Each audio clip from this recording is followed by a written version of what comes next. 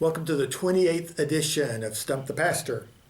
Our question today comes from Christopher in Denver. And Christopher asks, if I forgive, then am I forgiven? Well, thanks for the question, Christopher, because this one seems to be trickier than at first glance. There are lots of ideas about what forgiveness means. And I think Christopher might be on to something by the way he asked this particular question. So the short answer to his question is no, but it helps. So let me explain.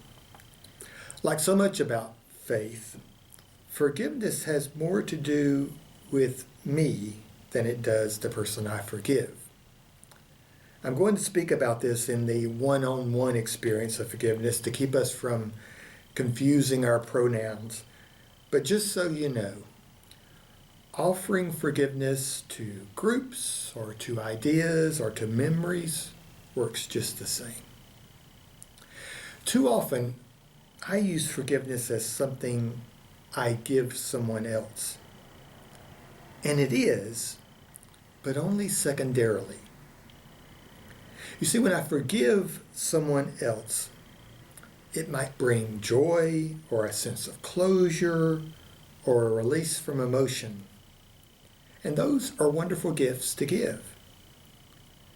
They are not the primary purpose of forgiveness. They may be added benefits, but forgiveness is primarily a gift I give myself, especially if the offense of someone that has caused harm to me. So forgiveness is specific to one reality. It touches many more sometimes, but it is specific to one reality. The willingness to give up my right for revenge. You see, when I am harmed by another, there is a reflex to harm them back. And we do that with revenge.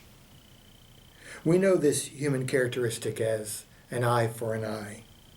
We have been taught and we see it lived out all around us in our sense of justice. And it is part of our legal system here in the United States. If you commit a crime against me, a court might award you money or a verdict in my favor. Your punishment might be that you go to jail or pay a fine. Our legal justice system operates on the premise that if one is wronged, then a legal answer is to award damages. It is fair. It is just. Sometimes a judge might offer some leniency because of circumstances. But that is our legal system. It has nothing to do with our Christian understanding of forgiveness. They are two separate processes, and they have two different outcomes. And when we blend them unconsciously, we corrupt both. Forgiveness is the only way to escape the trap of revenge. Revenge does not trap the perpetrator. Revenge traps the victim. So to escape the worldview of being a victim and allowing myself to release my need for revenge, I may choose forgiveness. Now, this is not the model some people use for forgiveness, and I get that. Some see God as divine judge. They have a criminal court version of God. In this version, God metes out justice equal to our sin, or our brokenness, or our failures, or whatever. And indeed, Scripture speaks in these terms at times. As human awareness of God's presence continues to evolve, we have learned that this is a great example of human projection onto the reality of God. See, it's easy for us to project onto God some of the worst of our own inclinations and brokenness.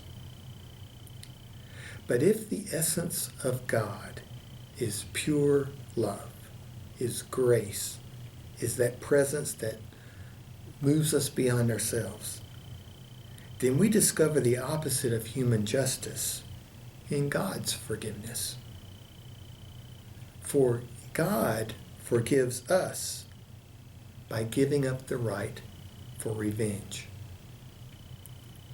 Forgiveness is the beginning of healing for God.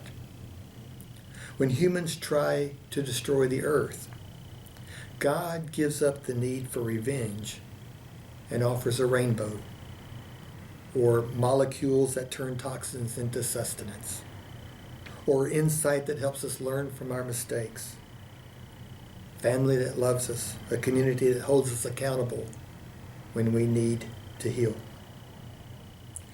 So why do these old ideas of criminal justice prevail in our Christian understanding of forgiveness? The truth is, because true forgiveness is harder. It is easier to create systems to award damages than it is to let go of our need for revenge. So it comes down to this. We cannot control what someone else does, thinks, or feels. We can only change ourselves. Forgiveness sets a prisoner free, and that prisoner is the one trapped by the need for revenge. And if you haven't figured it out already, let me be very clear. Revenge colors every experience, relationship, decision, and action one has, unless it is named for what it is and consciously dismissed. Forgiveness is the only way to heal the hold of revenge and set ourselves free from its poison. It's not easy, but it works. See you next time on Stump the Pastor. What do you think, Christopher? If you have any other questions, send them to me. Or if any of the rest of you watching this today have a question you'd like me to consider, my email address is at the bottom of your screen. See you next time on Stump the Pastor.